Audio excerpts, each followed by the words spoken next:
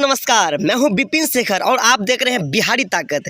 कहते हैं ना कि ट्रेंडिंग का सुपरस्टार कहा जाए तो रियल का है तो खेसारी लाल यादव है। जैसे कि आप लोग ने तो तेल सॉन्ग को रिलीज होते ही ट्रेंड में घुसा दिए हैं, नहीं पता जाकर के तो देखिए सारेगामा भोजपुरी हम पर। तब कहते हैं ना खेसारी फैंस काफ़ी पावरफुल है। इस गाना में काम की है, मतलब इस गाना में जो आप लोग देख रहे हैं ये है यामिनी सिंह, खेसारी की नई हीरोइन। अगला फिल्मों में भी आप इनको देखने वाले हैं। और दोस्तों यामिनी सिंह और खेसारी लाल यादव की जोड़ी भी काफ़ी सुपर हिट है और पब्लिक को और फैंस को काफ़ी पसंद भी आ रही है।